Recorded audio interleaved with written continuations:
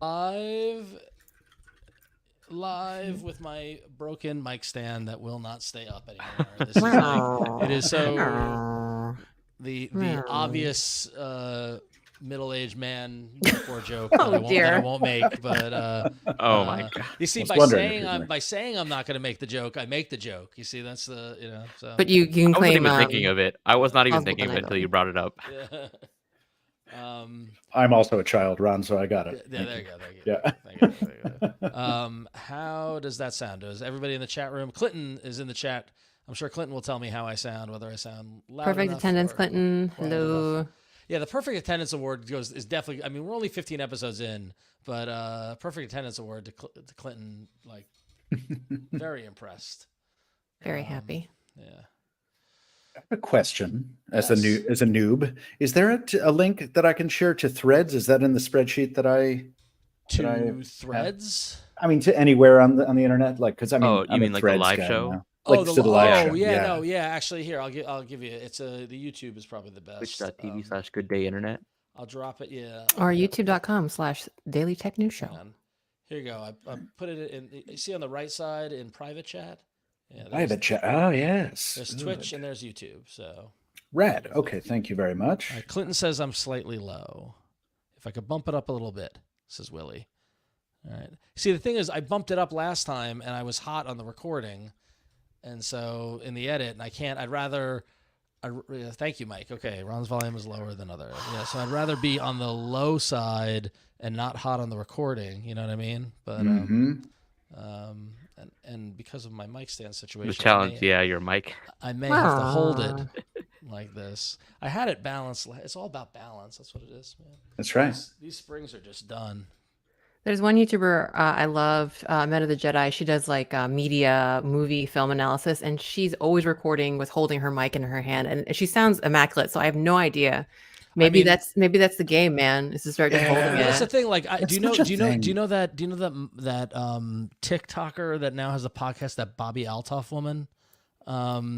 She did a whole bunch of TikToks about motherhood and like how she had a baby and all this sort of stuff, and then has parlayed that now into a podcast career. But what her premise is that she interviews celebrities, she's this like short, demure, like quiet kind of woman, and she interviewed Shaq and Drake and like Mark Cuban. And I have no idea how that happened. And she's just deadpan, and it's just like, so are you proud of yourself? Like, that's how she talks. Like, and it's very, it's very amusing that. But when she's doing these interviews on the road, she has these, I don't know what, I think they're Shure mics or whatever, but they're like, the really thick ones that aren't meant to be held. Yeah. But she's holding them, and it like drives me. I should find a picture of it. It just drives me crazy because like these are not mics that are meant to be held. Yeah, that's what my girl in Men of the Jedi does. I think it's a Shure SM7B or something, and she's just holding it. She might have like because it has like the top of like the stand or whatever on it. So let me find a picture. I got a picture here. I just got to put it in the right. I want to see if Amanda does the same thing. There you go. There we go. Let's see. Where is it? Doop. Okay. See right there on the right. Oh my God! Yeah, right, like that. It's like a beer can. Yeah. It's like a beer. Yeah. It's not. It doesn't. Yeah, it doesn't seem like there's better road mics. Everybody like there's but I would take that, Ron, over the kind of like ubiquitous the little lav mic on the little things like, hey everybody, I'm here. I'm like, when did that become a thing? Yeah, it's challenging. I think it just might be like an aesthetic thing, like a branding kind of thing. It looks like but I don't really know the vibe or like the reason behind it. Yeah, no, can't get behind that. No, I can't. I don't subscribe. I don't subscribe to it. All right, Clinton, how's my mic? Now I got the mic stand balance, so we're good there. I got the level. If everybody can let me know. You sound good to me. I sound good to me too. I sound good to Michael. Excellent. I sound good to Win. Excellent. And JJ has complimented your headphones, Michael. So thank you. Oh, there's the chat. Okay, hi Jason. Thank you. So you see in the comments on the on the right side, you can see both Twitch and YouTube in there, so it's just pretty cool. That is pretty cool. StreamYards is a cool platform there. It is. I'm constantly impressed by StreamYard, and it's great. David Arnold in the chat. Thank you for noticing my T-shirt. I just saw Bob Mould live last week. So yeah. All right. Willie says I sound good. Mike says I'm low. Mike, I appreciate you. Everyone is much louder on YouTube. I don't want to be too loud. I'm going to do it a skinch. I need to get a new little box. So that's what. Okay, vital question. Am I hat or no hat this week? It's good luck. I mean, it's a good look. It's a very good look. I dig it. So It works. Yeah. All right, I'll try it this week. If Mike, someone can you live with me at this level, my friend? You're the only holdout. All right. Oh wow, Marcello is very excited to see you, Michael. Hey, what's up, Marcello? Thank you. I'm excited to be here. Actually, I was just saying that right before we went live. It's great to be like with y'all in this context. I think this is my first time with this kind of branding. Yeah, well, we're glad to have it on. All right, so Marcello says my audio sounds great. All right, why don't we do a show? Let's do a show. Let's do a show. Let's get some people in here. Let's do it. All right, I'm doing the intros. So what I will do is I'm going to remove you all from the stage and I'll add you back. And then and Michael, it is just free form conversation. You be you and we'll be great. So rock music sounds good. All right. So I'm going to remove Michael and let's remove Mishaal and remove Huyen. All right. And do this. All right. There we go.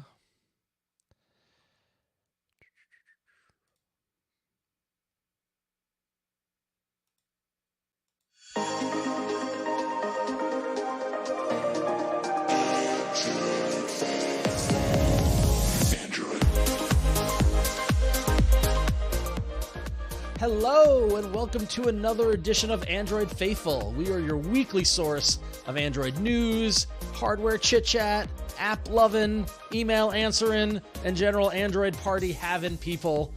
I'm Ron Richards, and as with me, as always, it's Huyen Tue Dao in a hat this week. Ooh, with your appropriate title of Queen, which I appreciate. So welcome, Huyen. And of course, it wouldn't be Android Faithful without Mishaal Rahman. I'm not in a hat, but maybe I might get one next week. But still fabulous. We should do a hat night. We should do a hat party. Thing. I mean, I know it's a Twit thing. Twit does the hat thing on the iOS show, but they might have canceled that show. I'm not sure. Oh, I don't want to do any shade. All right. So here we are. I love Twit. We are super excited though here on our 15th episode to welcome alumni of our former show, All About Android, as far as a guest. One of the nicest guys you'll ever meet in tech. None other than Mr. Mobile himself.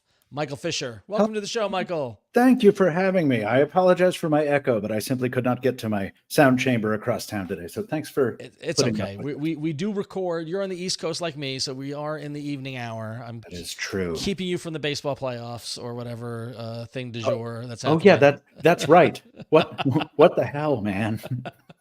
That's great to be here. The chat room is reminding me that DTNS has Hat Friday, so I guess hats and tech is okay. So when we can have a Hat Tuesday. All right, it's a Hat Tuesday. Yeah, so we only ever record on Tuesday, which is a great time to remind folks listening or watching after we're live that we do record this show every Tuesday night at 8 p.m. Eastern or Tuesday afternoon 5 p.m. Pacific if you're on the West Coast, and you can watch it live on YouTube.com/Daily Tech News Show or Twitch.tv/GoodDayInternet. Thanks to our fine friends at Daily Tech News Show who have given us a new life. And Michael, we're so excited to have you on the new show, man. It's so great. I'm very happy to be here. I'm very happy that y'all are painted new colors and all we've all got fancy lower thirds. We've got nice hats. I would have brought my hat if I had known it was Hat Tuesday. No. It's not getting on everybody. We got branding, Michael. I feel like you know branding well, and so hopefully hopefully we're doing should be having one of my old stained Mr. Mobile coffee mugs on the thing, just slurping noisily and then through the Techtober stress. Let me talk about the Pixel. What's the difference? Exactly. All right. Well, it's an exciting week because embargoes are being lifted left and right. We're almost in the clear of this hardware palooza that's been happening all month. So we're excited to get into it. But before and Michael, you brought a lot of hardware. I've got hardware, so we're gonna talk a lot of hardware. But we want to talk about some news first. But before we do, I just do want to remind everybody listening that you can go support us over at Patreon.com/AndroidFaithful. We actually had a influx of new loyal listeners and enthusiasts joining the show via Patreon in the past week, and we love you all. Huyen and Mishaal, I was thinking I think we might start figuring out how to. Whoa, what is going on with? Did you see Huyen's- that? Hey, Whoa, Did you see that? whoa. So, So, yeah, audio stream listeners, I made a heart shape with my two hands, and StreamYard is now populating my little. Go to the VOD. Is it your camera? So hearts come out of your face, but Well, hold I on. just What dropped- if I I do just it dropped over the pixel, here? Out of my face. it's not working for any of us. That's crazy. Is it? Wow. No, I'm using a DSLR. So unless Sony just gave the bombest ass firmware update without me doing it, Are you on the new iOS? Not No. iOS. Or OS X. Mac Are you on the OS? Are you on the latest Sonoma? OS X?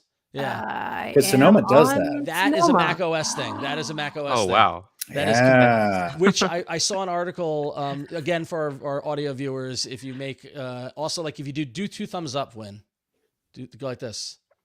All right.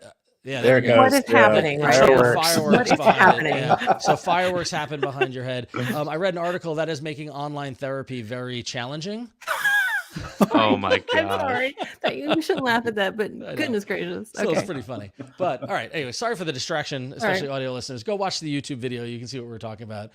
Video effects happening on Huyen's camera. But thank you to everybody that's gone to patreon.com/AndroidFaithful and signed up. You can sign up at the $5 level, get access to our Discord and all of our exclusive stuff. Our $10 level gets you access to the ad-free podcast, and $20 a month gets you a t-shirt. And we're starting to see people get t-shirts in the wild. So send us your pictures.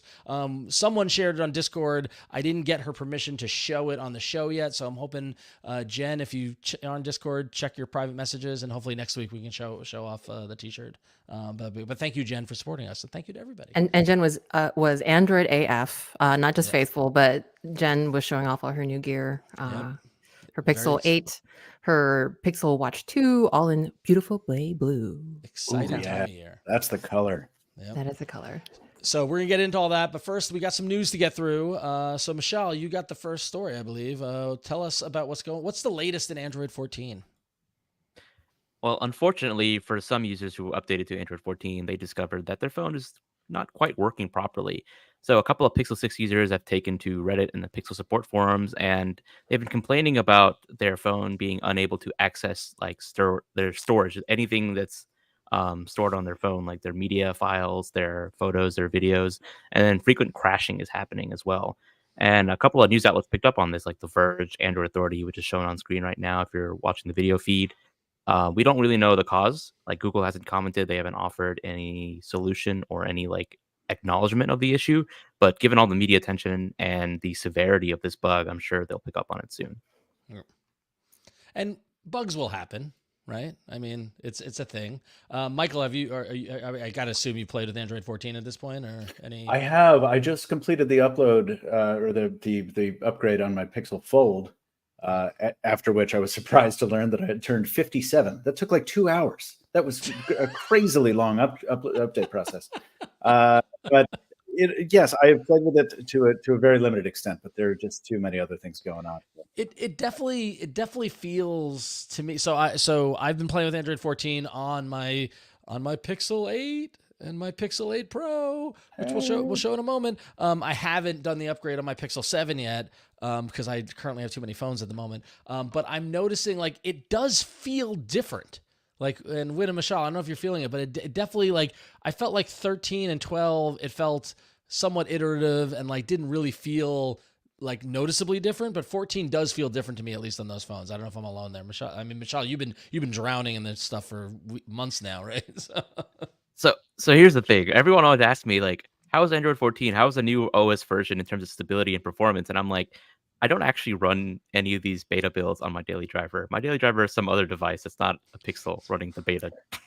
You guys can be the guinea pigs. I'm just reporting on what's new in the OS update. So do you feel a noticeable change with 14, or?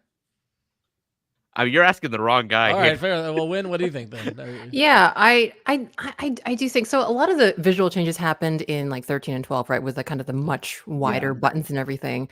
But I do think that we're benefiting from some of the quality of life improvements, like the share sheet to some extent, predictive back. I mean, things feel a little bit tighter, I think.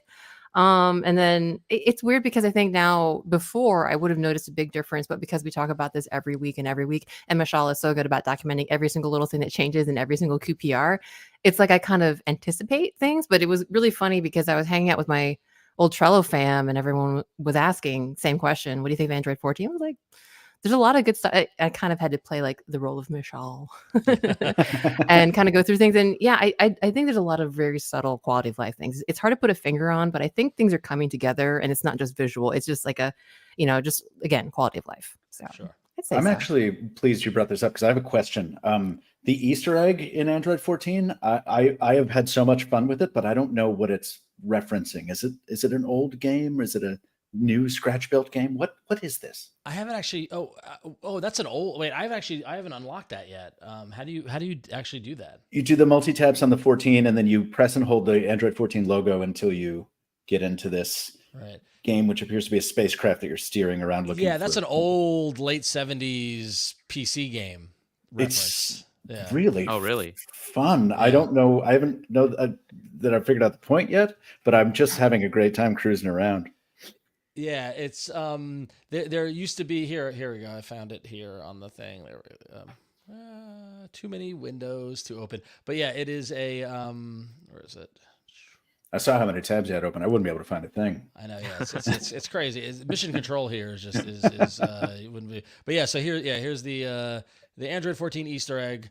And it's basically so you go into settings, an about phone Android version, and do the and then you tap the Android version repeatedly at a quick pace, and then you unveil the Easter egg, which is this little very simple game where it's floating in space.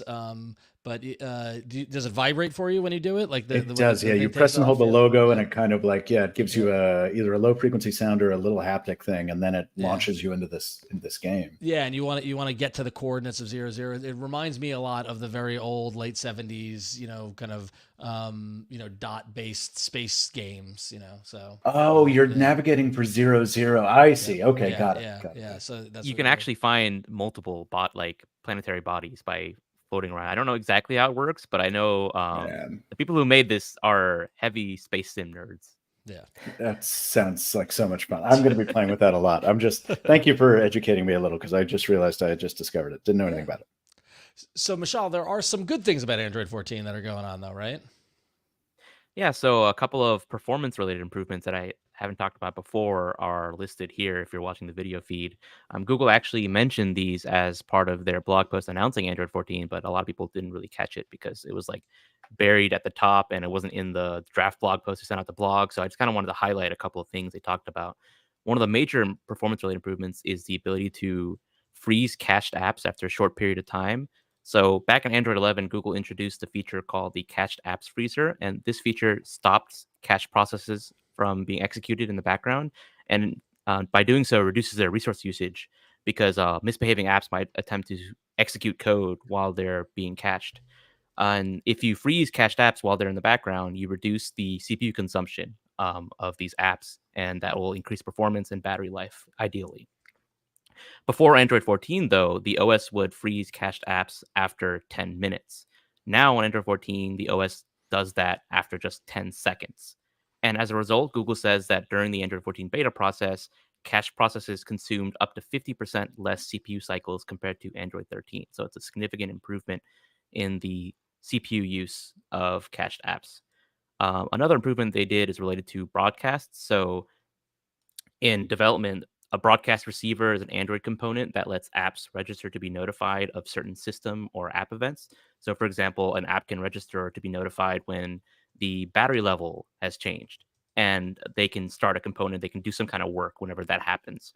But Android has kind of been cracking down on when apps can receive these broadcasts, so that there's not 20 different apps receiving the same broadcast every minute and then clogging up your resources in the background. So one of the new restrictions they're doing in Android 14 is that if an app is cached, they won't receive context-registered broadcasts until they leave the cache state. And this will just slightly improve battery life and memory use.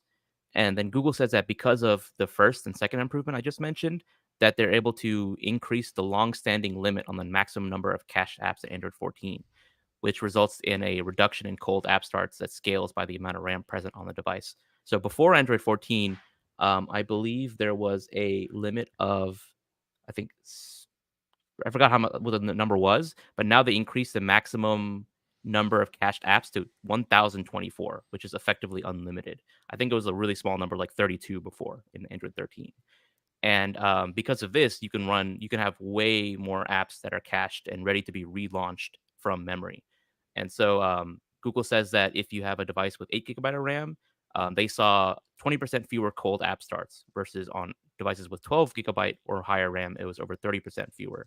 And this is good because starting an app from memory is much less resource intensive than starting it from scratch, like loading it into the disk and then loading in everything that it needs to run. Which is why And you then shouldn't finally, spam close all your apps all the time. Yeah, Like, that's most why people Google in the tells subway you. do that all the time. Stop. Because Yeah. it's like the old Windows mentality of like, if I close the program, then I'm going to free up memory, right? Right. And it's actually, Yeah. No. if there's anything you learn from this episode, everyone, don't do that, right? Yeah. Like, let your apps Android run. does not need your help managing its memory. Leave it alone. Let it do its thing. Oh. All right. Sorry, So- Michelle. Yeah, and there was one more related improvement that Google will probably expand on later, but they say that the latest version of the Android runtime, which they modularized in Android 12 and made it updatable, they're saying that this new version includes optimizations that reduce code size by an average of 9.3% without impacting performance. And so by reducing the amount of code that the Android runtime has to interpret, this results in better memory and storage use. And Dave Burke did an AMA on Reddit. They included some additional details on how this works.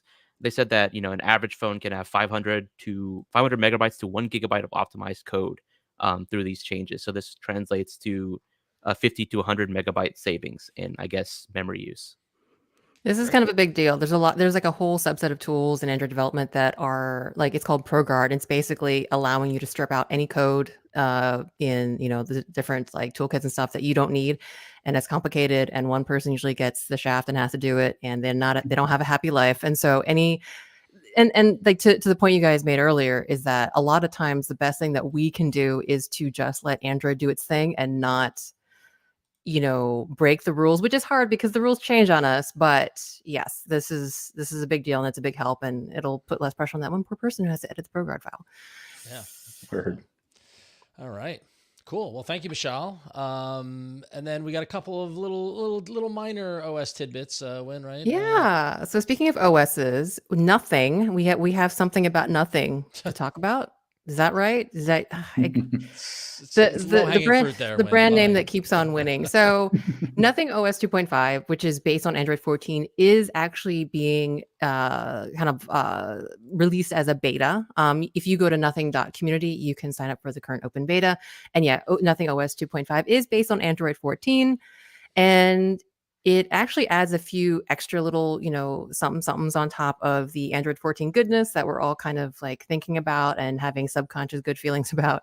Better nothing widgets, a new photo widget for displaying selected photos on your home screen or lock screen, a new, more advanced screenshot editor and menu, a nothingified back gesture. I couldn't see any screenshots of it, but it fits the design of Nothing much more. There's a 3-swipe gesture for screenshots. Woo! Many times I've had really awkward times trying to catch something on a screenshot. The gesture would be nice. Customization of the power button double press. You can have hidden app icons. So I wanted to compare it to like the Steam library hidden section. So if you want to just put like some apps away for another day, but still have them fairly easily accessible, Nothing has that for you in 2.5. Redesigned joint home screen and lock screen customization, and a glass filter to add a little zhuzh to your favorite wallpapers.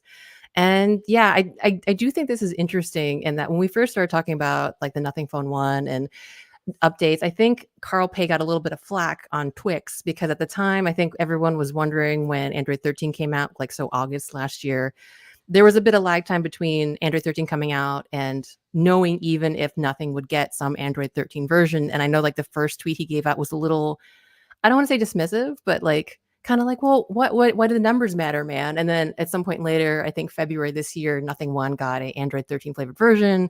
And there was a really, in-depth interview with, I think, Android Authority. Is that right? Basically about why this all happened, and what happened. And he admitted, hey, Android 13 is late. So, I mean, props to nothing for really just raising the bar this year and getting out at least a beta of an Android 14 flavored Nothing OS. That was What, like 2 weeks later? his classic response of back in 2022. A product is more than just its specs, features, and version numbers. So like Yeah. nothing was elevating over the version number of Android, which is rarefied air. I don't know, Michael. What is your take on Nothing in general on the phone too? Did you get to play with it? I did. Yeah, I covered it actually, and I was really pleasantly surprised because I didn't even do a full video on the first one, but the second one came around. I did a full review, and I was very pleased that in addition to some really distinctive hardware, which I always advocate, that people can use fun as a criteria for buying a phone. It doesn't all have to be pragmatic. Here. Yeah. That the software had been tuned to match it finally in a way that the first one that they just didn't do at all almost. So the more I used the software on Nothing Phone 2, the more I found it just such design catnip. I had so much fun. I think it looks so nice and it has all these little fun corners in it. And I'm really happy that they appear to be keeping up pretty well with improvements to that as the underlying platform gets upgraded. So credit to them. Build a foldable, but credit to them. Seems like that's table stakes now, is having a foldable. We'll If you get ask into that me. in a little bit, actually. Yeah. But, Yeah. So, Well, if you want fun and you're thinking about Xiaomi, we might have to wait to see what their newly announced HyperOS might look like. We have no idea, but basically on October 16th, Xiaomi founder and CEO announced on both Weibo and Twix that there will be a new Xiaomi operating system called HyperOS, and this OS will eventually replace MIUI. It will debut on the Xiaomi 14 series, which has recently been leaked and is rumored to be using the upcoming Snapdragon 8 Gen 3. We have no idea what this looks like yet, but presumably it will look less like iOS because that has been at least as I understand it, a complaint from an Android user about MIUI over the years. It's a little bit iOS-y, and it should run more. Well, this is the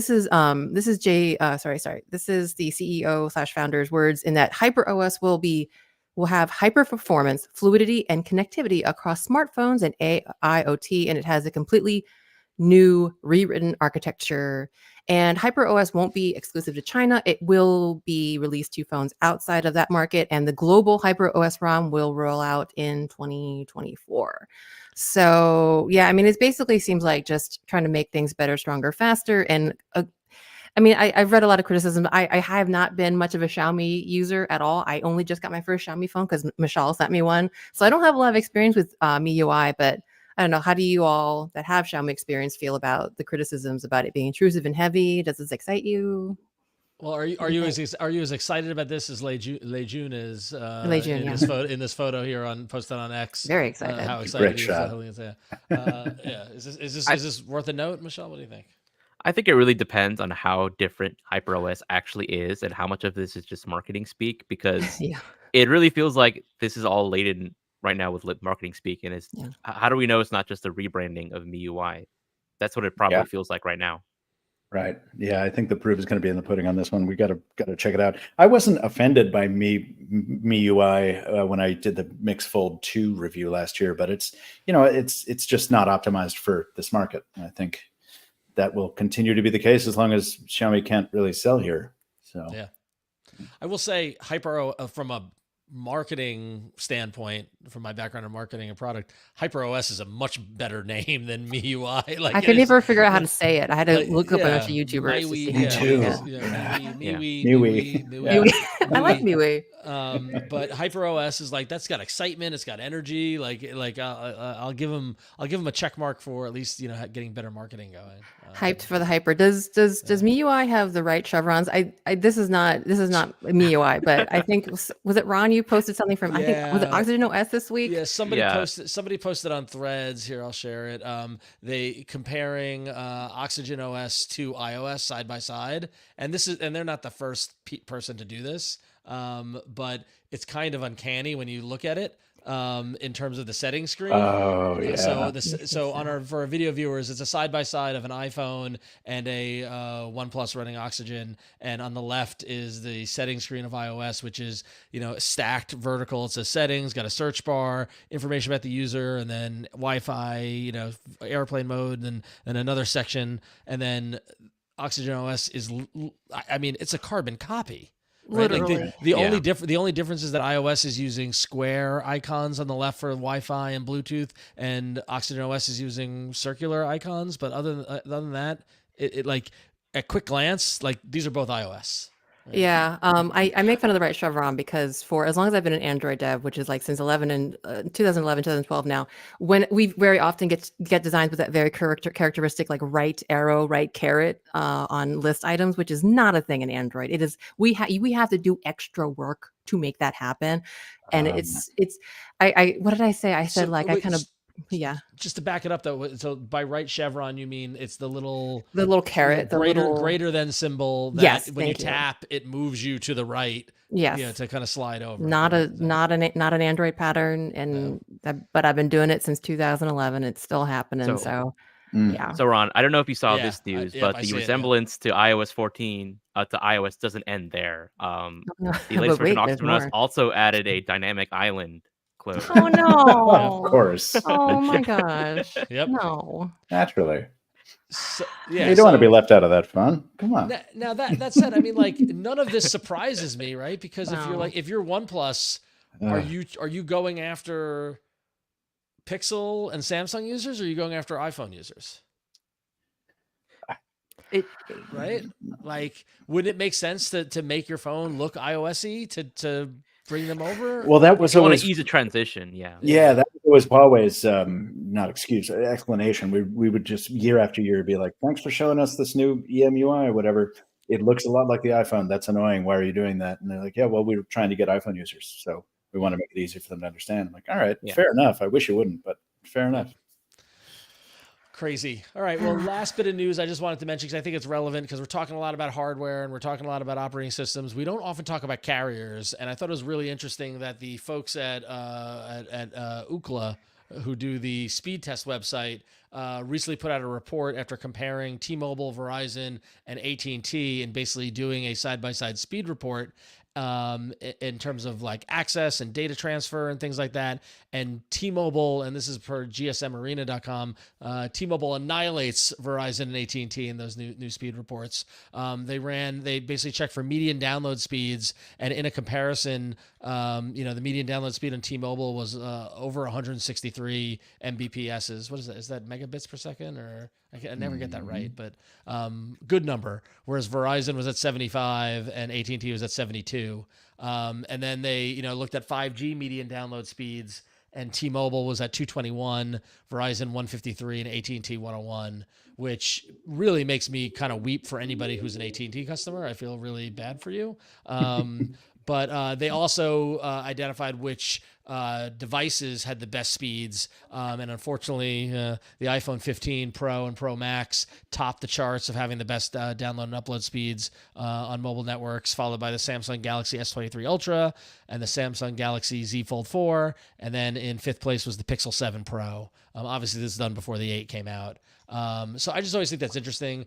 I'm a T-Mobile customer. I love the data speeds there. I will say that T-Mobile has continuously, though, suffered in when you go inside a building more so than Verizon or AT&T. And I found this out last night. I was at a comedy show that was underneath the theater underneath MTV in Times Square. I don't know if anybody's familiar with New York City, at 1515 Broadway or whatever it is. There's it's called the Palladium at Times Square, but like you go down an escalator, then you go down another escalator, and then you're in this theater. I had no coverage. Like I was completely cut off from the world because T-Mobile just cannot penetrate. And this runs in, like I go to the Bowery Ballroom in New York City. I can't get, if I'm up by the stage, like deep in the club, I have no service. Like it's always been T-Mobile thing, penetrating walls angles, especially at nightclubs, seems to be a problem. I love your very specific and concrete data points in this, Ron. Sure, like you just yeah. Well, know. speaking from experience. So, But this is yeah. what every carrier discussion turns into, right? Like whether you're on a podcast, whether you're talking to your grandmother, it's like, well, now there's down in the grocery store in the eighth aisle, I can get reception with AT&T by my friend.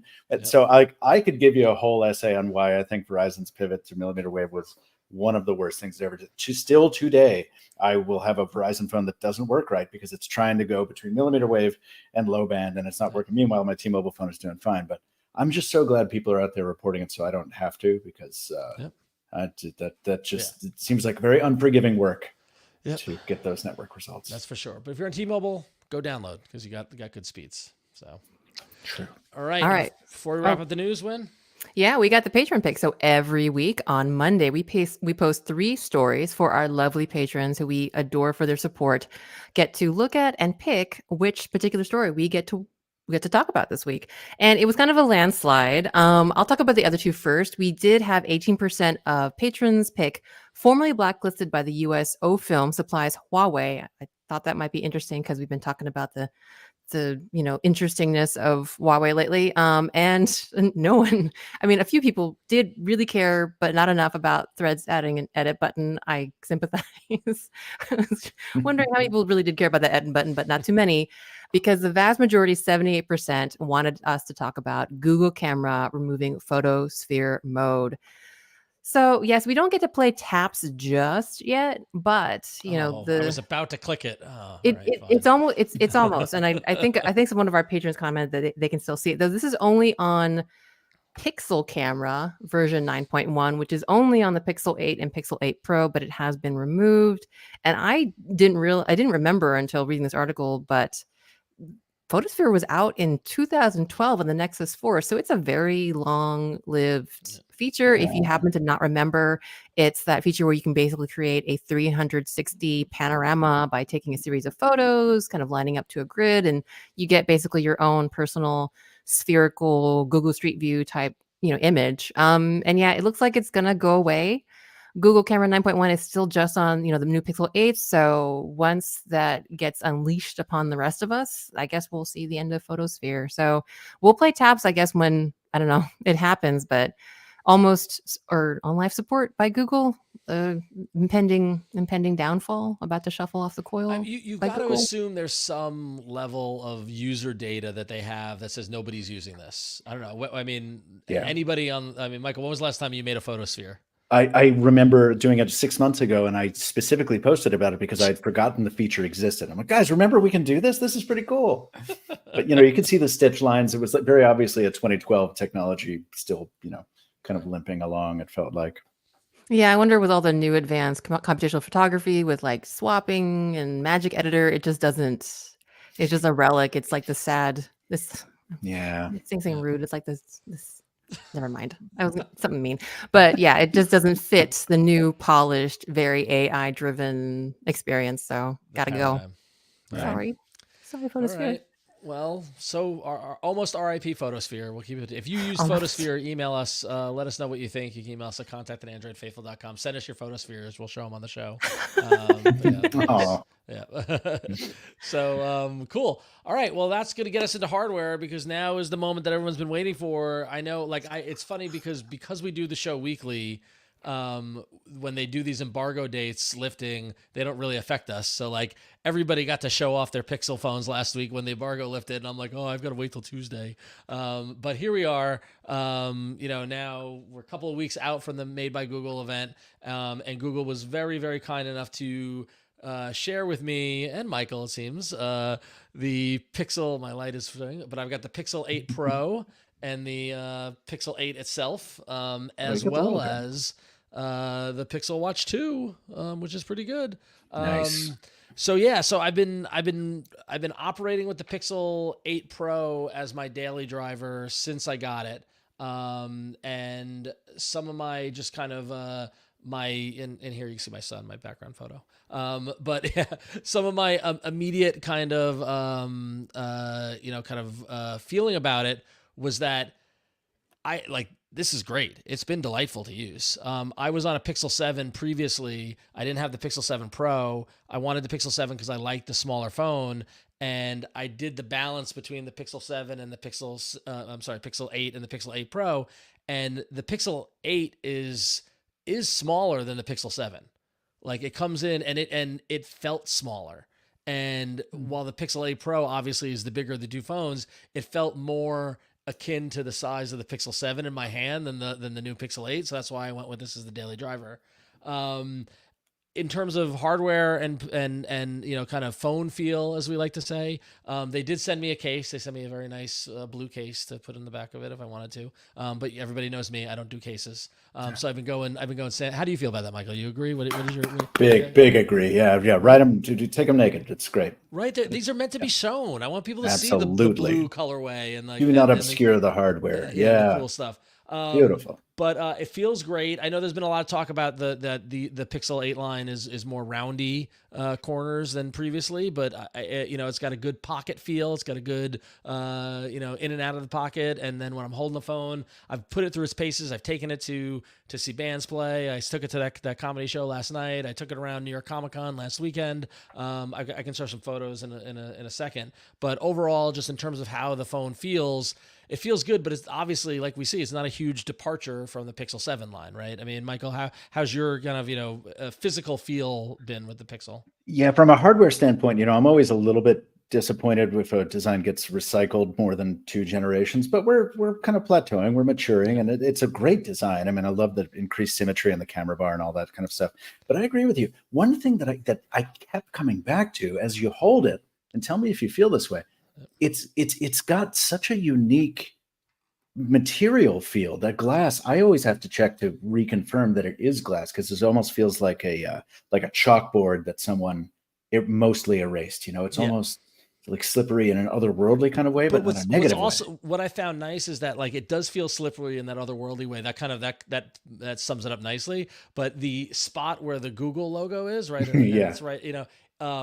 Has just got a little enough of a definition where you can trace the G, and yes. I find myself kind of fidgety doing that like throughout the day, like in my pocket and stuff like that, because that little tactile touch is enough, right? Yeah. See, I want a little bit more of it. I wish it was a textured G, but I think I just have never gotten over the loss of the Motorola dimple from the Moto X days. So understand, yeah. So good hardware. Yeah, great hardware. In terms of use, it's running Android 14. Like I said earlier in the show, I'm feeling the difference with Android 14. Everything, I got to say, this was probably the best phone transfer experience I've had yet. Unlike your Android 14 install, Michael, it did not take a dog's age to have happen. It sure didn't. It was shockingly how fast my phone got set up, yes. And not having to plug in a USB cable, just put the phone next to the old phone and it did it, and had my wallpaper, had all my stuff, honestly, it was one of the fastest kind of onboarding experience I've had. And then using it as my daily driver has just been really nice, but it's not like I'm not going to make any groundbreaking review here because it's running Android. It's on the Pixel. Like it felt comfortable. It just felt like the next generation. Not too much change, but just enough to, make me want to play with the AI wallpapers and like do like the other kind of bells and whistles. But overall, feels great. That said, I did compare the Pixel 8 and the Pixel 8 Pro camera-wise, and can confirm that the Pixel 8 Pro camera and the whole camera setup and stuff like that are phenomenal. And I'll show some photos here in a second. Whereas the Pixel 8 normal just felt like flat camera-wise. Like as we all know, they didn't really dramatically, make any changes to the Pixel 8. But the Pixel 8 Pro was noticeable. So like I mentioned, I went to New York Comic Con, and here's our good friend, the Friendly Neighborhood Spider-Man, and his buddy Miles Morales. That was shot with portrait mode. And you see I got somebody's head in the lower portion for our video viewers. It's a picture of Spider-Man. But I was able to use Magic Eraser, and I got rid of that head and it came out great. Like, wow, yeah, nice. really, really, really cool. I ran outside and wanted to take a couple pictures of the lovely Empire State Building. And so, that was just a standard photo at regular camera mode, 1x, no zoom. And then I started zooming in, right? And I went to 2x, and then to 5x. And then I said, let me zoom in as much as I can. And you got some artifacting going on. It's a little blurry. I'm standing on 8th Avenue and 34th Street, so I'm a couple blocks away from the Empire State Building. But looking at the difference between looking at this on a computer screen versus looking on your phone, the phone wise, it looks great. It looks crisp, and it looks like, wow, I zoomed all the way into the Empire State Building. And that's not something previously that I haven't played that much with. I mean, Michael, what has been your kind of camera experience with the Pixel? Tainted is the answer to that. No, not because it's bad. I'm not disappointed. It's just that I happen to be shooting side by side with a phone I'm not allowed to talk about. And I was stunned to find that this other device outperformed at night in telephoto. And I am excited to be able to talk about that someday. So yeah, it's not a good sample, but I do expect, and also I only have the Pro. I don't have the Mini. So I've kind of got biased results anyway. But and it's funny, it's funny that you say that it's called the Mini, because that's essentially what it is, right? Like, right. So, but you don't want to brand it the Mini because no one wants to buy a Mini. I guess that's a lesson HTC and Samsung learned forever ago. Exactly. But I will say that I miss the days when at Pixel events, when we were talking about the camera, it was less about the AI, and it was less about AI as we know it today. And you had, when Mark Lavoie was still with the company, you had a company talking about its inspiration artistically for the kind of color science it was applying to photographs. And with, other companies kind of take the shortcut to it now, where they get a partnership with, I don't know, Leica or Hasselblad. And there are all kinds of things to talk about with that, but we don't have time for. But at least there's still a conversation about what kind of personality does this camera have, if that makes sense. Yep. I feel like the Pixel, for all its AI trickery, which is fun, it just feels a little bit more not sedentary, not sanitary, antiseptic than it did before. A little safe is right. Yeah. Interesting. So, Ron, I wanted to ask you something. The Verge, they published an editorial that said the Pixel 8 camera is almost the perfect camera for parents. How do you feel about that? The 8 or the 8 Pro? I don't remember exactly which one they said. I think they said both, or might have just been Pro. I mean, I will say the 8 Pro, and I closed the window with the pictures, but I did take some pictures of my kids. I can pull it up. I saw that article too, and I thought that was interesting, and it did make me chuckle being a parent. And I know a lot of it is we talked about it on the show last week, is the whole best take thing, where because part of the biggest challenge is getting your kids to actually smile and that sort of thing. But I have found that I am getting more good photos with portrait mode with the kids than previously with the 8 Pro, and I'm just chalking that up to it's the better camera than the Pixel 7 when I was using previously. And here I'm pulling up, I'm vamping as I pull up some pictures of them so you can see it. But here we go. We went pumpkin picking, and I can show you that in a moment. I lost the window. I did talk to my sister about this, and I explained to her how face swap and everything works. And I have a 2-year-old niece who's awesome, but she also runs around. And my sister and everyone's different, but she kind of was on where we are. Like, it's nice, but also there's an authenticity that's being lost when you swap and over edit, or so not over edit. I have not done any face swap photos. As you see, I should do this with my daughter. She's climbing into the pumpkin. But these were kind of quick snaps at the pumpkin patch, with the kids, with the movement, and it's capturing the moment, like feeling pretty good about, my daughter rode a pony. And then when she stopped, I did the portrait mode where you get the bokeh effect and all that sort of stuff to see it. It's been positive. I definitely have felt a difference over the 7 standard. I can't speak as if the 8 versus the 8 Pro is better for parents or not, just because I found the 8 phone. I just found the 8 to be less, which is what it is. It's less all around and not in a bad way, which, and I know we're running out of time. I want to quickly kind of, wrap up my review here. Overall, I think that this is a good iteration of the Pixel line. I think for the first time, in a while, historically, I'm like, if you want to save money, you don't need the Pro, just get the regular one or whatever. But I think this time around would recommend the Pro, even with the higher price tag, with the $1,000 flagship price tag. But if you get a deal with a trade-in or a deal with your carrier, and you pay, I feel like there's enough bells and whistles and there's enough stuff in the 8 Pro in order for it to make it worth the purchase. By the way, on that note, I delayed on getting my Pixel because I wanted to wait for holidays, but then I got reattracted because of trade-in. If you were hoping for that Pixel Watch 2 freebie with your Pixel 8 Pro, that ended, which is now yesterday, October 16th. So can't get it on Amazon or Google Store no more. So if you're like me and regretting that, I guess just wait for the holidays now to really kind of get some money back on your Pixel 8 Pro purchase. But that being said, I might still get one anyway because going to Japan and. Well, so the other note to it is I got the Pixel Watch 2. And as everybody knows, my experience with Michael, I don't know if we talked about this, but I got the Pixel Watch 1 and returned it within 2 weeks of getting it because I just thought Wear OS wasn't there, the software wasn't there. Yeah, all I want to do is go running without taking my phone and be able to listen to podcasts while I run, and it was a god awful experience. How did you do it for this one? I did. So I installed Pocket Casts. I geared up and went for a run the first weekend I got a chance to do it. I'm happy to report that I had a much better experience with the Pixel 1. I still give it a B+ because I had lots of, I feel like the interface for, I use Adidas Running as my app. And then I also was using Fitbit because it's on there. And the number of times I stopped to stretch or something and it just ended my run.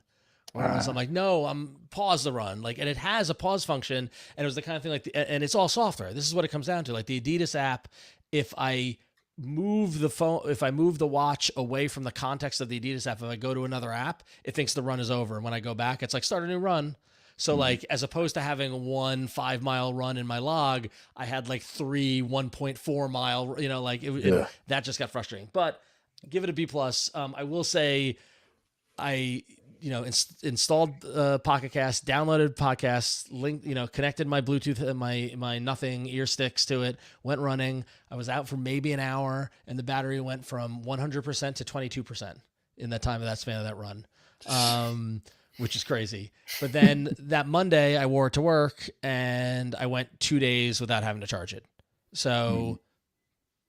Balance, right? It depends on how you're using it. If I know I'm going to go run, I know I'm using very network intensive stuff, it's going to drain the battery. I throw it back on the charger. It charges up like that because the battery is tiny. So it's not too bad. The fact that it made it 2 days without a charge and like commuting and like going through my day-to-day kind of stuff felt great. My coworker said the band looks awful. They're like, the watch looks cool, but that band looks awful. And I'm like, yep. What's the official colorway on that? Flesh? Yeah, I know. Well, this one is gray. The lighting on my thing, but it's the gray side. I got the same band, but in orange. Yeah, the band that the band that the watch came with doesn't fit my wrist. So I'm happy that Google sent a second band, that this one was bigger and was able to fit my wrist. So like if I bought the watch off the shelf, I wouldn't have been able to wear it. You had to buy the extra band.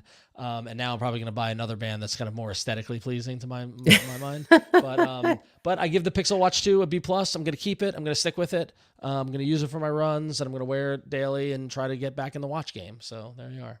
So, cool. And then Michael, you got the Buds, right? I didn't get the Buds. So. I did. As I understand it, the Buds hardware is identical, right? I feel like they didn't. It's all software, right, Mishaal? Yeah. I gotta say that. So what is funny is I saw these Buds way before they were released because we got at I/O, I think we got a little design tour, and these were kind of sitting out, and I was like, "Is that do you guys make blue Pixel Buds?" And they're like, "Well, stay tuned." Oh, okay, cool. Well, that's rad. But I do love that they have a bay colorway. And I was one of the folks who reviewed the Pixel Buds, the first generation, and they worked wonderfully for like 3 days, and then I had nothing but problems with them, and that was a big disappointment. So when these revised ones came out, I immediately fell in love with them. I have almost nothing bad to say about them. I can't say I've used any of the new features, but man, these are fantastic. So the only way I can figure out to cover all these products that were just announced is to do them together, because none of them independently is different enough to warrant its own thing. So I'm so happy that I get to kind of put these in my ears for 10 days, because they are truly some of my favorite Buds on the market. I think they may be my favorite product from the year so far. There you go. No, I mean, Pixel Fold aside. Sorry. Yeah. Pixel Fold. Beautiful. Wonderful. Yeah. Come on. So cool. All right. Well, so Google unveiled a bunch of Pixel stuff. I'll do some more deep dive stuff as we're going through it, but I might be changing my daily driver soon. We'll talk about that a little later on, probably next week or so. But for now, it's the Pixel 8 Pro. So I'm excited. But Mishaal, with the Pixel, there was actually some software implications, right? Yeah, I'm gonna switch around the order of the story first because Go both for of it. you mentioned that the setup process was very seamless for you, and I'm curious if you encountered the eSIM transfer tool that a couple of users saw when they were setting up their device. So if you are on T-Mobile and you transfer your backup from a previous Pixel phone, you may have seen a transfer T-Mobile SIM card option, and this lets you transfer the eSIM from your previous Pixel phone to your new Pixel 8. And eSIM for reviewers is one of the most annoying things to deal with because, like, if you're transferring phones, your next phone may not even have eSIM, or it may not support the carriers, or whatever. There's no way to properly transfer the profile. But this tool, if you're going from a previous Pixel phone to a new Pixel phone, will let you easily transfer that T-Mobile eSIM from your old phone to your new phone, which will take a lot of hassle out because. I did get this, Mishaal, and I Okay, good. I got freaked out and said skip, and I just moved on because I don't have I'm like, I don't have, because I was trying to set up the phone quickly because like we were gonna go somewhere, and I was like, I don't want to figure this out. Okay, skip, and so I did skip it. Oh. Yeah, I'm really hoping more carriers support this thing and this works between device brands, because right now it's a mess. Like I refuse to switch my primary SIM to an eSIM until this is all Cosign. figured out. 100%. That's why I freaked out and said skip, because I didn't want to like screw it up yeah, exactly. So, but it seems like it's going in the right direction. Yes, right? slowly, So, but it is. There's nowhere to go but up. Speaking of going in the right direction, one of the features that was heavily rumored before the Pixel 8's launch is the capability to send video out over the USB-C port. And when Google launched the Pixel 8, they flat out denied that this was a feature. They told multiple outlets this is not a thing. But after some digging, I confirmed that yes, it is a thing, and it is supported on the Pixel 8. And this is the first Pixel phone to support display output over the USB-C port. Right now, it's disabled by default. You have to root your phone and send this command that I document in this post to enable it, but it is there, and that suggests that Google could enable it in a future over-the-air update. And the implications for this are pretty massive, because this means that Google might finally be working on a major revamp to desktop mode, which we've seen hints in the Android 13 and 14 QPR betas. We don't know when they might launch this. If they ever do, it could be maybe next year, Android 15, and they might just be waiting for that to launch, or maybe the launch of their AR partnership with Samsung before they enable display output. Because besides connecting to an external monitor and using it as a desktop device, you can also connect phones to AR glasses and output apps and things like that. If you're familiar with like the Nreal or Xreal glasses, the Royal Kid, a lot those kind of devices are gaining more and more popularity. So those displays that Juan Bagnell came on. And yeah, he talked a lot about those. Yeah, exactly. Yeah, yep. So. And we were like, it's a shame that Pixel doesn't support display out, because that means you can't use them with those glasses. Yeah. But now that the Pixel 8 does support it, eventually you will be able to use it with those glasses if Google decides to enable it. I love that you found it and you have to root it in order to do it, but it's there. Like, that's so cool. And like, and if anything, for us, for tech, podcasters or streamers, like, this makes it a lot easier to hook your phone up and show it on a display for a live stream or something like that in our environment. So I would love that. Oh yeah. Yeah. So. And what else, Mishaal? There's one more. And this is pretty much a one-sentence article. Google Camera is now called Pixel Camera on the Play Store. So they literally just renamed the Google Camera app to Pixel Camera to reflect what we already knew. The camera app on Pixel phones is exclusive to Pixel phones. That's it. But it plays into our conversation last week with Flo, where they seem like they're really emphasizing Pixel over Android or over like the general space. So yeah.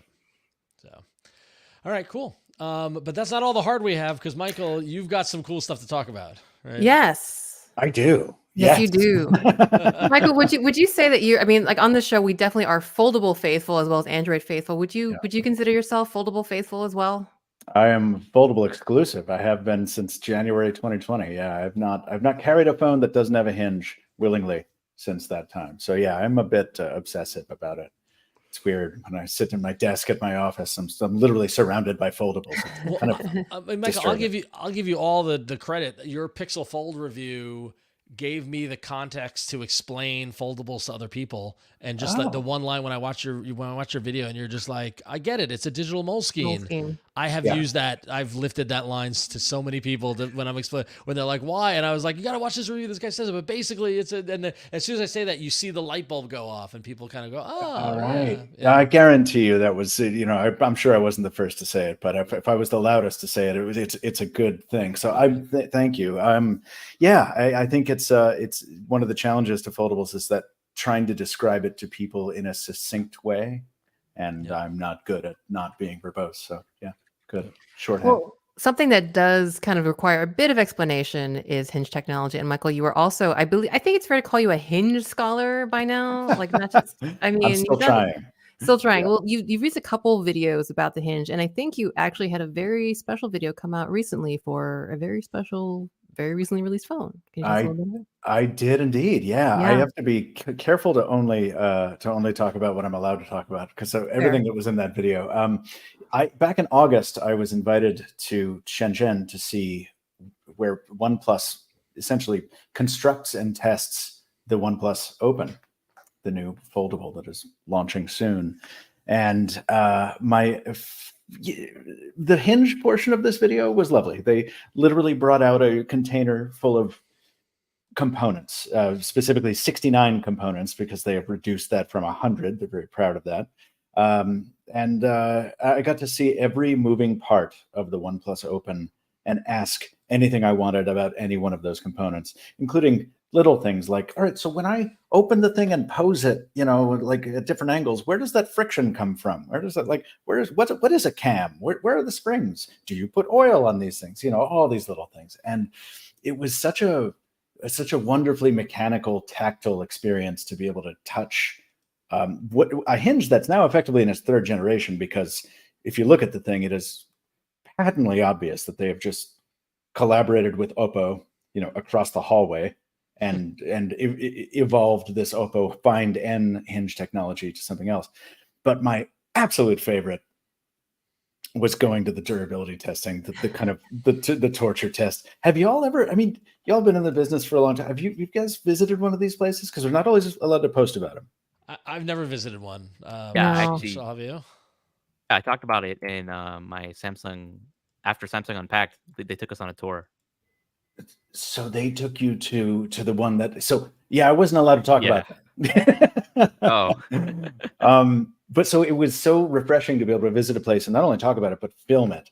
And to see these phones, it's amazing what happens when you're right next to it. And there's this tumbling barrel test we're seeing right now on the screen where phones are loaded in and they drop a full meter onto a steel plate. Jeez. And 4 of them at once doing this. And they're just slamming into this metal over and over. And, I'm standing there with 2 of my PR friends and we're all just kind of cringing as hard as we can because it's the most unpleasant thing, Jeez. But it's cool. It's cool to see what kind of testing goes into making a phone durable enough to withstand everyday life, right? What I also like is the technology it takes to design a machine to pick up a foldable phone and drop it. Yeah. Right. Yeah. Like the technology itself of making the phone and being able to do it, but then also to test it in this rigorous kind of way. That's a whole nother. And like we're looking here at your video, which is up on your YouTube channel, and like they're little robot devices that just press the buttons over and over again, and like every physical aspect of the phone is getting put through the ringer thousands of times. And here's the butt test. This is my favorite. Oh my gosh. So I think it's technically called the soft pressure test. But yeah, they stick the phone in a pocket on a denim like seesaw and just run a pencil eraser into it over and over again to simulate sitting on it. I'm 12. I just like calling it the butt test. I'm sorry. The butt test, yeah. But the next one is the really awful one. Like a torque test where it's actually like the one right after the butt test. Sorry, that's just what it's called. Sorry. Absolutely, I agree. I think they call it the twist test actually, and they apply a certain amount of force to a phone that's clamped in between 2 vices that are then rotated in opposite directions. Jeez. It's horrifying. It's like taffy. But they do that. What, I don't know how many times I say it in the video. There's so many facts and figures in the video. Like 500 or something crazy like that. I forgot. Sounds right. Yeah. Just so cool to see. Not just a phone, but a foldable phone, which we've all been, maybe rightly, maybe not, conditioned to expect is going to fail if you look at it wrong. Yep. And to see them tested so rigorously was certainly very heartening, which is, I'm sure, the reason OnePlus was happy to let me film it, because I want to get the message out there that this is a well-tested phone. It certainly seems to be. I will give him credit. Sorry, Michelle, go for you. I got a quick question for you, Michael. So you're very, very familiar with using foldables for years now, but as like the average consumer might see a foldable and think this thing is fragile as heck, even if they're not aware of the amount of testing that goes on with it. How long do you think it'll take people to come to terms with that they don't have to baby the device, because it should be able to withstand what they're showing off in these tests, right?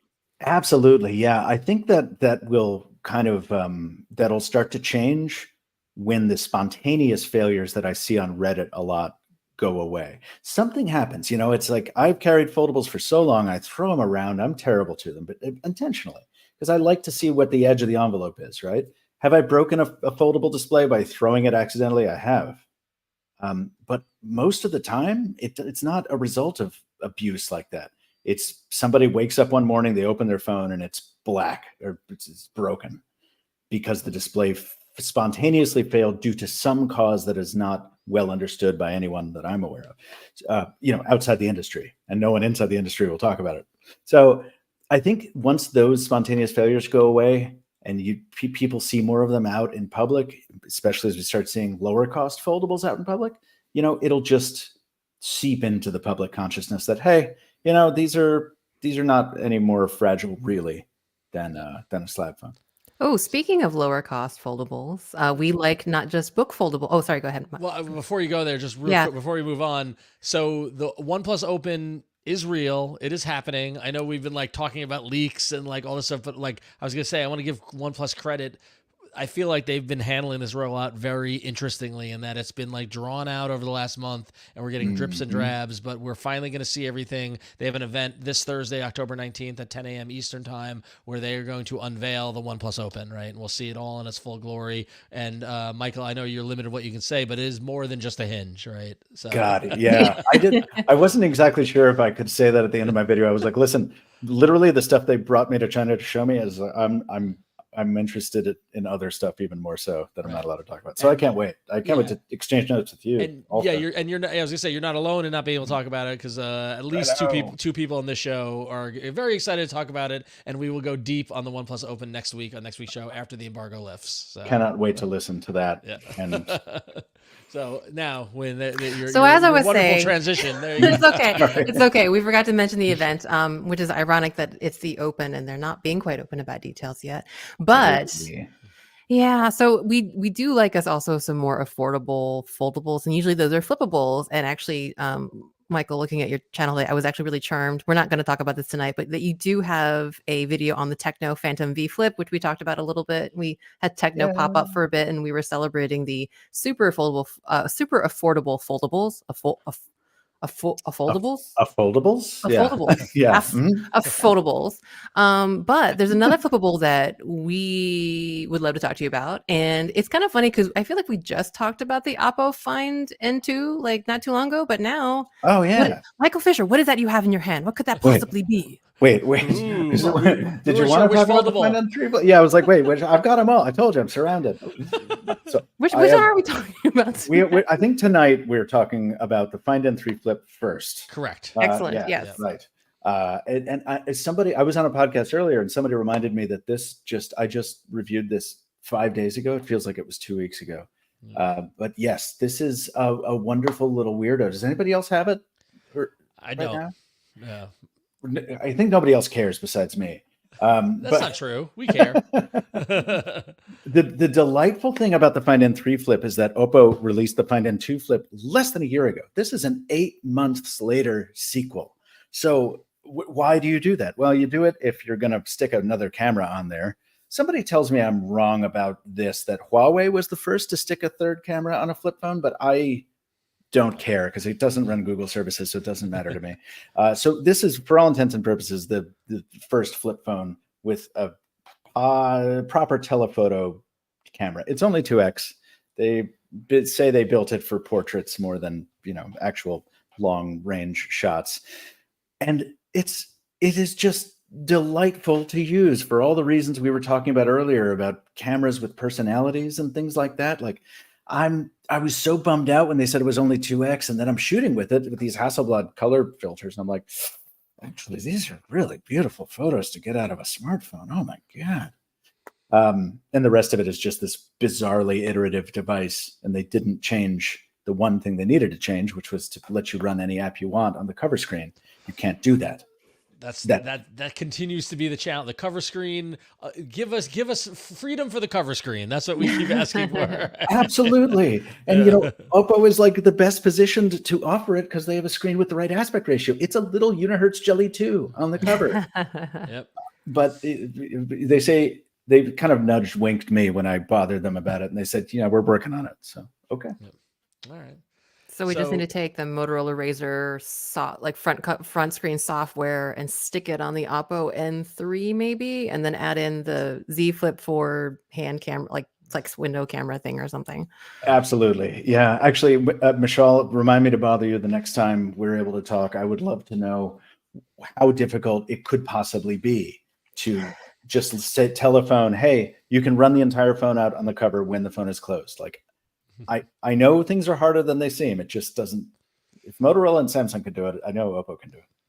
I'd be shocked if there wasn't some way to just, hack your way into doing that. Like cover screen OS, which I always forget about. Yeah. And I think it's interesting because it's like knowing the relationship between OnePlus and Oppo, and if OnePlus is coming out with the OnePlus Open, which is like a book fold style, is the Oppo Find N3, is this a tease for what we could see from a OnePlus flip? It's got a switch. It's got an alert slider on it. Yeah. Like this wants to be a OnePlus phone for the US. Bring it here. Yes. Well, we will see. That's very cool. So, but then you had another flippable, right? I did. This is the one I thought we were going to. Sorry. Yes. Very different use case. We're calling it the Razr Minus, quite unkindly, I think. Sorry. I think they're calling it the Razr 20 Gen 3 or the 2023. That's what they're. Well, that's not confusing in the slightest. Exactly. Yeah. Well, so in the States, it's confusing because in the States it's the Motorola Razr, just period, and then overseas it's the Razr 40 as opposed to the Razr 40 Ultra. But the thing is, this is a very compelling phone for one reason, and that is that it is a $600 foldable. Yep. I mean, that's crazy to say. Yep. Right? Remember when the Flip 3 came out from Samsung not that long ago, and it was $999? We all lost our mind because that was finally below $1,000. Yep. And we're already at $599 with a launch discount. And I got to tell you, I in the aforementioned earlier when we showed my kids at the pumpkin patch, I saw not one but two people with flip phones, just normal people out on Long Island using the flip phones and like in the wild. And I got all excited. My wife she's like, can you just focus on parenting? I'm like, no, but there's people with flip phones in the wild. I've been seeing more folds on the subway in New York City. I've been seeing a lot more, but the flip and even like I was at New York Comic Con, and one of my coworkers who's not from New York City, who I don't see her often, she like took her phone out and she had the flip, and I was like, oh, you have you have the flip. And she's like, oh, I love it. And like, the foldable revolution is coming. I really think it is. And so, yeah, I see the fold in airports and on airplanes, and I see the flip on the streets, like New York City, especially. It's fascinating. So, yeah. Well, Michael, it's always great to have the hardware parade that you bring. So thank you so much for that. Thanks for having me, guys. Well, we still got a couple more things. I know we're running along, but we're going to try to wrap it up. We did have one apps thing that Wynn, I know you wanted to talk about. Right? Yeah. So YouTube, it kind of, starting a while ago, has been doing this whole big redesign. Well, they just released a set of 36 new features, and there's some stuff in there that I just really wanted to talk about as a complete YouTube addict. I cannot basically go a day without watching YouTube at least 2 hours a day. That probably says a lot more about me than anything else. But yeah, part of these 36 features is stable volume, which will reduce jarring differences in volume. So if you've ever been like me or my husband and play a video and wondering why this part is really loud and this part's really quiet, hopefully this new stable volume, which by the way, in the new release will be on by default, will help you there. And if you, for some reason, just want to go back to the natural sounding mix or the original mix, however that creator wanted that to be done or unintendedly did, you can go to the settings gear and go to additional settings and toggle that on. They're adding a whole bunch of gestures for different things. Like you could easily actually hold and press to 2x through a video, and then as soon as you release, you can, the video returns to 1x speed, so that allows you to much more conveniently, scrub through a video and find the part that you want. And kind of apropos to earlier when I surprised myself by activating, Mac OS X Sonoma's heart thing. When a creator asks you to like and subscribe and smash that button and ring the bell and yada yada, the like and share button the like and subscribe button will actually sparkle now in app, just to kind of highlight, the actions that the creator wants you to take. So look for that. And they're also, once you smash that button, you're going to get more animation. So basically bringing more delight to the party. So Michael, as what could be considered a YouTuber, are you excited for sure. a little more delight when people smash that like button? Oh man, I'm actually much more excited about the volume equalization thing, because the truest guilt I've ever felt in my life is when a bunch of commenters say like RIP headphone users at like 755, and I'm like, oh, I did screw up the sound. I'm so sorry. We never hate. We just want to, hearing just, No, I understand. Totally understand. Equalizing is hard. And another thing is that you are going to be able to search YouTube via singing, humming, or playing a clip. A similar search functionality is coming to the main Google search app. But hey, if you're just on YouTube and you want to find your current jam, but you just don't know the name of it, you can do all of the above for various different, more audio related ways of searching YouTube. So that is coming soon. And yeah, more redesigns to smart TVs to make it easier to access all the niceties you get on the app, and a new You section, which is basically just more of like You specific stuff, like your history and previously viewed videos all in one place. So yeah, anyway, go update your YouTube app and enjoy all those things. And hey, if you have not yet subscribed or liked Michael Fisher, Mr. Mobile, maybe you could try out the new functionality by watching one of his videos, Make the button smashing that subscribe button, see how that works. That like button. Thanks, man. Smash that like button. All right, we're in the home stretch. Want to get? We had so much email. I want to read at least one email on the show, and then we'll wrap up. Because Michael, I know you gotta get back to your life, and we appreciate you giving us some time. Good. But Yeah. last week we were talking about Android Auto, and we're asking for people for their experience. And so many people wrote in at contact@androidfaithful.com to let us know. I wanted to share at least one of them this week, but we got more. We might do more email next week, actually, because hopefully next week is a quiet week. But this first email comes in. And it says, "Hi, Huyen, Mishaal, and Ron, and Flo," even if she uses an iPhone in her Subaru. 5-time Subaru owner here. Here's the setup in my 2019 Crosstrek, but I use the exact same setup in my wife's 2014 Forester. Android phone sits on a magnetic charging mount high up on the dash. Phone is connected to the car via Bluetooth. Phone screen handles navigation, Waze, of course, and notifications of phone calls, navigation, audio, and media are handled through the Subaru infotainment system. HeyG works to control navigation, notifications, and messaging. Steering wheel controls handle volume, fast forward and rewind. Play pause is on the infotainment screen, or I use HeyG, and phone is always charged, no wires. Android Auto didn't last 5 minutes compared to this setup. And he did share a photo, and this came from Scott. Thank you, Scott. He did share a photo, and he asked if we can find the 2 to 3 Easter eggs in the photo, which I do like that there are not 2 Easter eggs or 3 Easter eggs. There's 2 to 3, so it just leaves it open out there. But he did share a nightmarish photo of his dashboard, which, as another Subaru owner, I mean, if this works for you, this is great. But yeah, you see the Subaru infotainment system driving his media, where he's using his phone mounted on the dashboard for any sort of for navigation with Waze and all the stuff that he outlined there. And at least one Easter egg there is the fact that he's listening to the show, which is fantastic. Thank you for listening to Android Faithful. Is the address a thing? Like I looked. It's like at Hatch Road. I don't know what that might be. Like, let me go. It's a Lost reference. Yeah. That's what it is. Is it? No. Yeah, I was trying to look at like what the numbers were and like what his mileage was. Like, I got really into the Easter egg hunt. Easter egg hunt. Yeah, but so anybody watching the video show, Go to youtube.com/dailytechnewsshow, watch the video show, check this out, see if you can find the Easter eggs. There's more than one, just the fact that he's listening to us. Maybe Scott will write in and let us know. Yeah, and Scott, I'm rocking a 2019 Crosstrek, so I'm gonna try this. Thanks, dude. And a quick shout out to Scott for abbreviating "Hey G," just in the email. So just in case one of us accidentally triggers, the naughty word we're not supposed to say. Word. Bravo. Son. All right, so email us at contact at androidfaithful.com. Muscle memory is a real thing, everyone. It really is. Email us at contact at androidfaithful.com. We want to hear from you about everything. Michael Fisher, thank you so much for joining us. We really appreciate you giving us some of your time. If people are interested in your wares, where can people find you?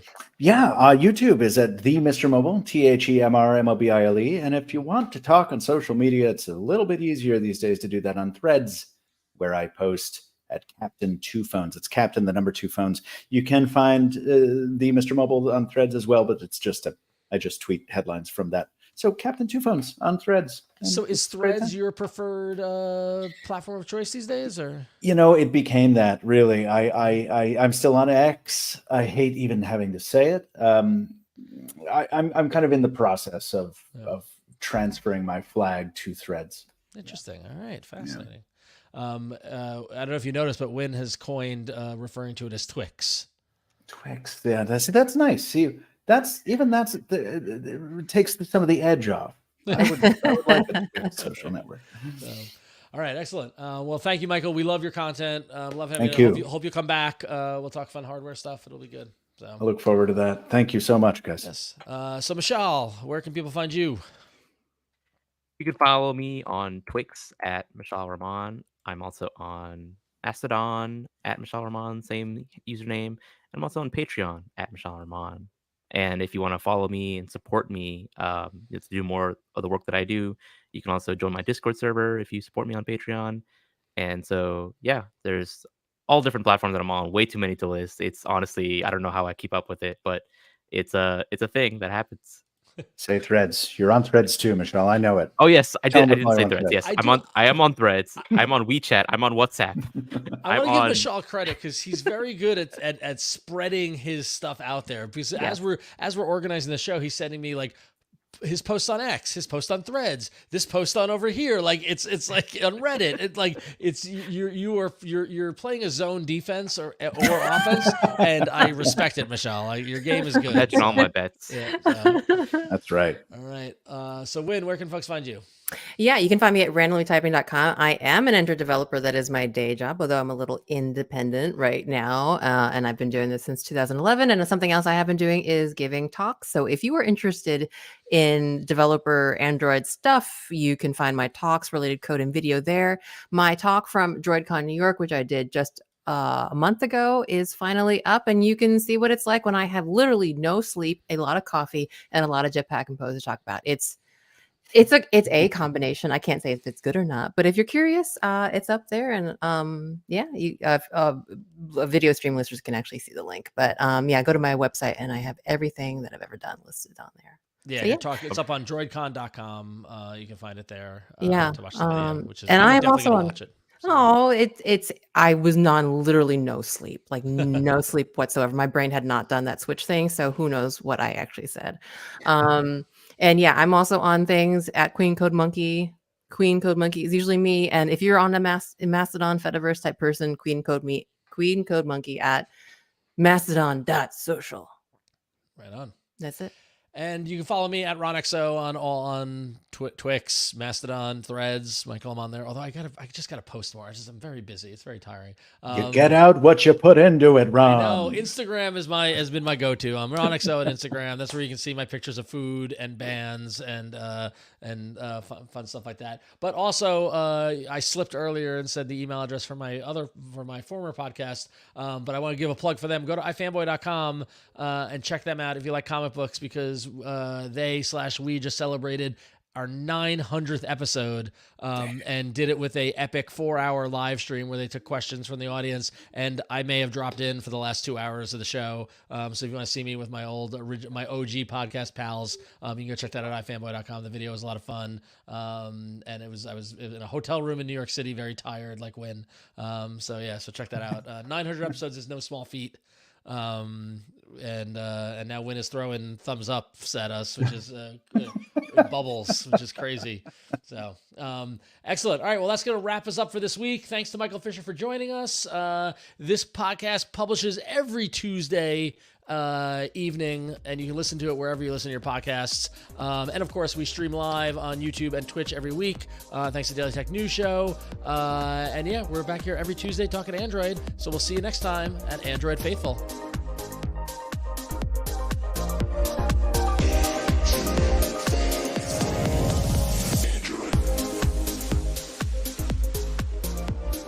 Alrighty.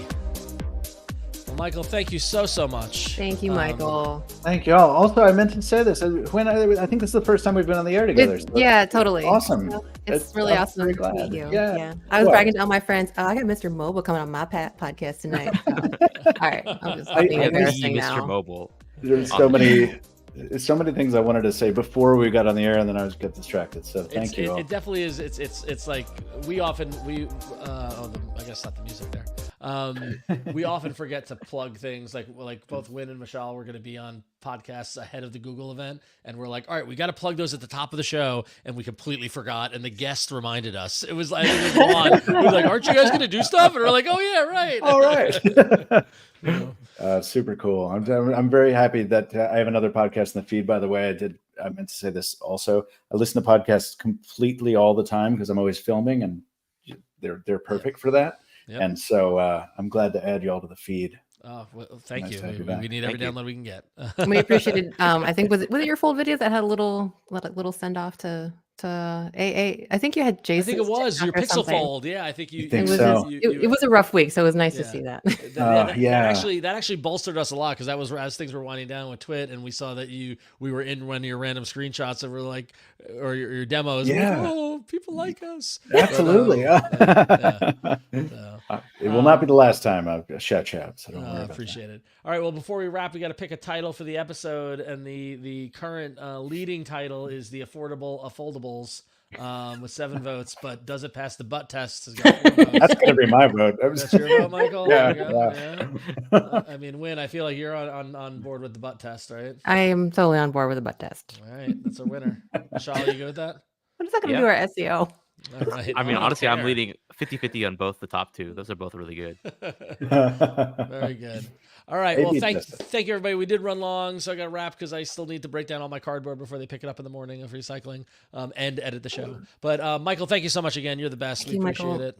Thank you. And Thank you, everybody, chat. have a great night. We're going to wrap Thank up you, the chat. stream. So take it easy.